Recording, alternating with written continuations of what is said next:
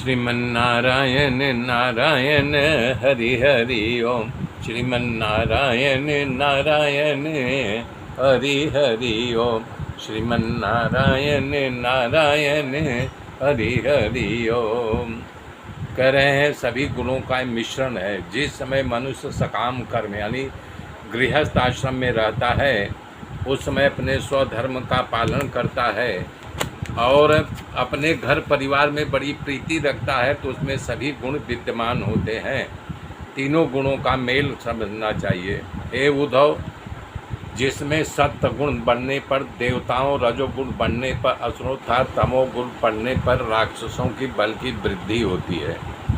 वृत्तियों में क्रमशः सत्वादि गुणों की अधिकता होने पर देवत्व, असुरत्व और राक्षस प्रधान निवृत्ति प्रकृति अथवा मोह की प्रधानता होती है।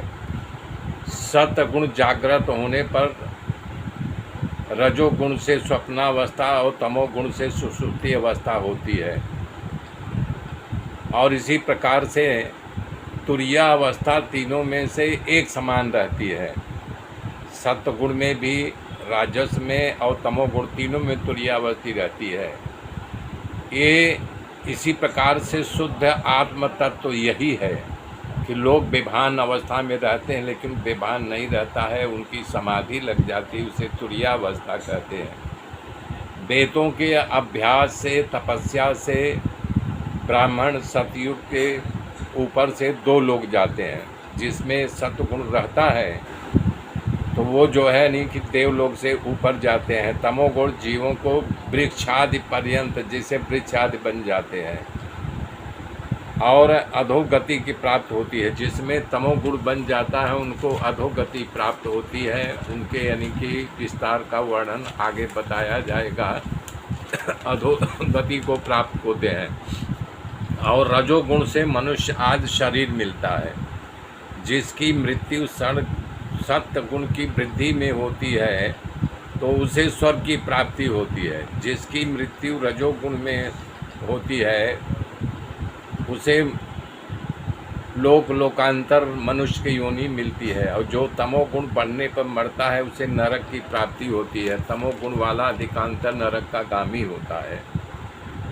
इस प्रकार से जीवन मुक्त हो गए उन्हें मेरी प्राप्ति होती है। जो जीवन मुक्त तब होता है जब मेरे में ही सारा तप, यज्ञ, दान आदि जितने सत्कर्म है वो मुझ में लगा दे तो उसकी निश्चित ही यानी मेरे तक पहुंच हो जाती है। जो निष्काम भाव से किया करता, अगर पूजा भी करे तो कोई फल की याचना न करे। लोग पूजा पाठ देवी देवताओं करते हैं, धन की कामना करते हैं, अपने मनोरथ सिद्धि के लिए, पुत्र आदि प्राप्ति के लिए करते हैं। तो जो कुछ कर्म करता है फल की कामना नहीं रहता उसमें लगा दे तो मुझ तक पहुंच सकता है। जिसका कर्म में फल की कामना रहती है वो राशिक होता है और जिस कर्म में किसी को सताने में, दिखावा करने में आता है उसे तामसिक कहते हैं। दूसरों की बुराई करने में लगा हो या धर्म भी कर रहा है, नाटक के रूप में कर रहा है कि हमसे बड़ा धार्मिक कोई नहीं, हम ये यज्ञ किए, हम अनुष्ठान किए, हम ऐसा कर रहे हैं, हम ऐसा कर रहे हैं, तो दिखावा के लिए वही तमोगुण है और वो तामसिक होता है। शुद्ध आत्मा का ज्ञान सात्विक होता है। उसको कर्ता भोक्ता समझना राजस ज्ञान है। उसे शरीर ये जो है समझना चाहिए कि हमारे अंदर तामस वृत्ति न पैदा हो।